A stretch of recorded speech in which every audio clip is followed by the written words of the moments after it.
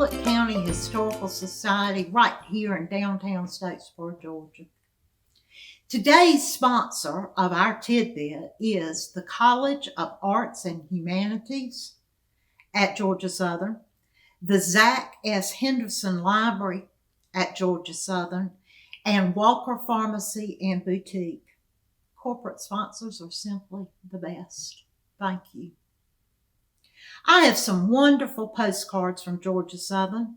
Today, I'm going to share some of them with you. On December the 1st, 1906, the small hamlet of Statesboro, Georgia, changed forever.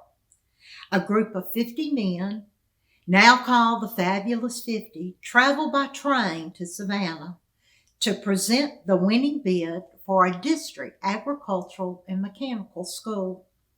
These A&M schools were high schools around our state, which at the time lacked consistent, good education in rural areas. These men understood how important an education was and also how much a school located in this little town would boost the economy. We now know this tiny district high school as Georgia Southern University. My great-grandfather, Jason Franklin, was one of the Fabulous 50, and he was also chairman of the Bullock County School Board. In fact, he built an in-town home on Zetterow Avenue so he could stay in the city when the Board of Education met. Today, you know this home as the home of Fraser's Florist. His farm and home place was near Excelsior and Register, Georgia. This is probably the earliest postcard I have of Georgia Southern, and it actually states it as the Academic Building, 1st District A&M School, Statesboro, Georgia. So proud of this card. There is a very old Model T car in the picture. I love the dirt road that leads up to the front steps, and there appear to be live oak trees in this picture. I'm just sure that these are the trees that still grace our Sweetheart Circle. This card is beautiful, and it's the same building, but now on the card it's called the Administration Building for Georgia Teachers College.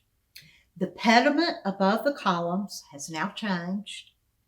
The windows and the front entrance remain the same with the addition of gorgeous lampposts.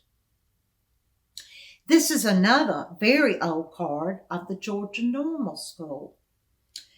The Georgia Normal School for Teachers, that is.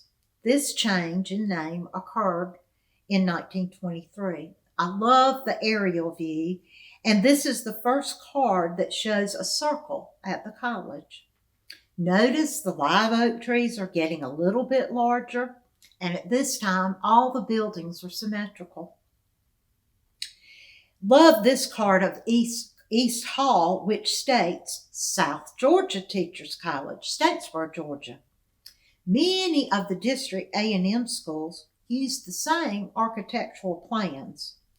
The back of this postcard was postmarked 1943 and was mailed to Captain William Bennett at Fort Logan, Colorado. Of course, during this time, we were involved in World War II. This view of what we call Sweetheart Circle, the make of the cars has changed, and now the college is known as Georgia Teachers College. At this time in our state's history, there was a void of qualified teachers, and our college filled a very necessary void. The school became known as South Georgia Teachers College in 1929 and Georgia's Teachers College in 1939. This leads me to something I think we need to do. I'm going to list for you the names of our university.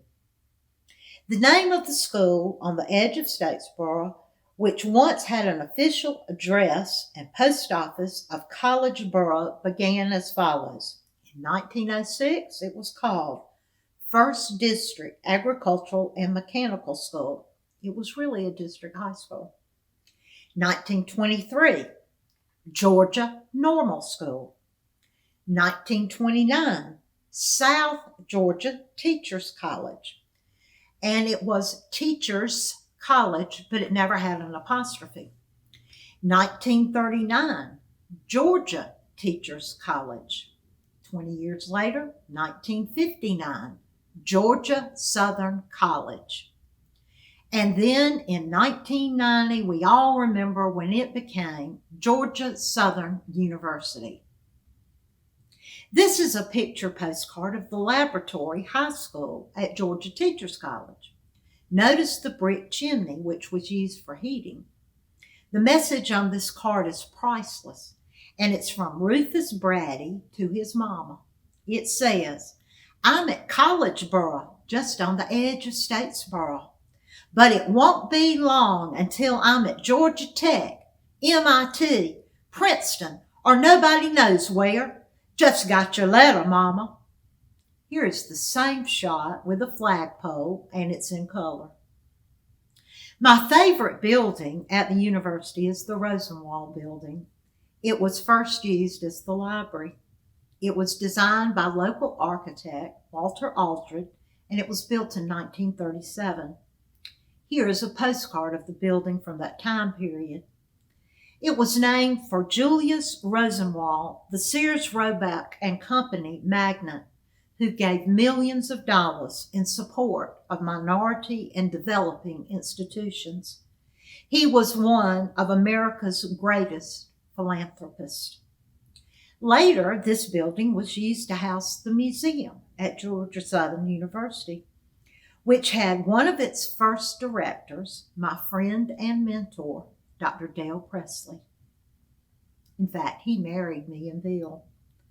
I was also the president of the museum's board of directors for 10 years, and during this time, under the leadership of GSU President Nick Henry, the museum became the 11th accredited museum in the state of Georgia.